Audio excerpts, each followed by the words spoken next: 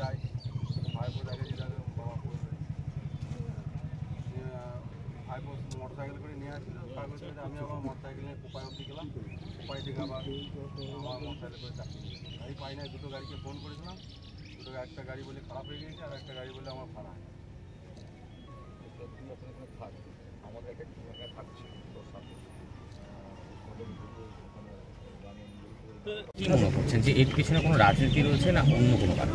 দেখুন, আমি প্রথমেই আপনাদেরকে বলি যে এটা গভীর রাত্রে হয়েছে বলে আমরা শুনেছি, ফলে কেউ তো দেখতে পাইনি যে কিভাবে হলো, কারা করলো কি। কিন্তু এটা নিশ্চয়ই যে এর পেছনে একটা দুষ্কৃতকারী ক্রিমিনাল অ্যান্টি সোশ্যাল চক্রান্ত ছাড়া আর্মস দিয়ে খুন কিন্তু সাধারণ মানুষের দ্বারা সম্ভবপর নয়। সে আর্মসটা পাবে কোথায়? আর সাধারণ মানুষ আর্মস জোগাড়ি বা কেন করতে যাবে? তাহলে আর্মস যখনই ব্যবহার হবে তখন এটা বুঝতে হবে যে এর পেছনে একটা চক্রান্ত এবং সেখানে অ্যান্টি সোশ্যাল ক্রিমিনাল বা সমাজবিরোধীদের হাত আছে। তো আমরা পুলিশকে সেটাই বলেছি যে অবিলম্বে তদন্ত করে দোষীদেরকে গ্রেপ্তার করুন এবং আর্মসটা উদ্ধার করুন।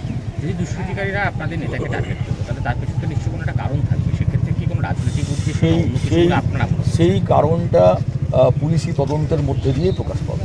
আপনাদের ধারণা কি, মানে দলীয় সূত্রে আপনারা কি জানতে? না, দলীয় সূত্রে আমরা এটাই জানতে পেরেছি যে তার কাছে কোনো একটা ফোন এসেছিল এবং সে সেই ফোনটা ধরে সে বেরিয়েছিল এবং বেরোনোর পর রাত্রি 11টা সাড়ে 11টা নাগাদ বেরিয়েছিল। তারপরে 2টোর সময় বা 2:30টার সময় খবর হয় সে মারা গেছে। এইটুকু আমরা পেয়েছি, বাকিটা পুলিশ দেখছে।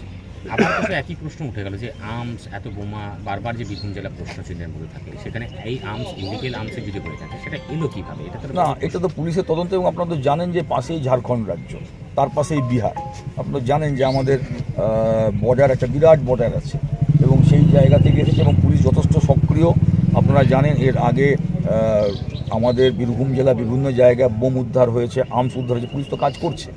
এক্ষেত্রেও পুলিশ দেখবেন ঠিক সঠিকভাবে তদন্ত করবে এবং তারা দোষীদেরও গ্রেপ্তার করবে, আর্মস উদ্ধার হবে। আমাদের রাজ্য পুলিশ যথেষ্ট সক্রিয়, আমাদের জেলা পুলিশ যথেষ্ট সক্রিয়। মৃতের পরিবারের পাশে আপনারা কীভাবে থাকেন? তার ভাই আমাদের কাছেই আছেন, তার পিতাও ছিলেন। আমরা সর্বতোভাবে তার পাশে থাকব, দল তার পাশে থাকবে এবং তার পরিবারের প্রতি আমাদের সমবেদনা জানার ভাষা নেই। এবং আমাদের কর্মীদের চোখ মুখের অবস্থা দেখতে পাচ্ছেন। আমাদের অত্যন্ত ভালো সংগঠক ছিল এবং আমাদের সে সম্পদ।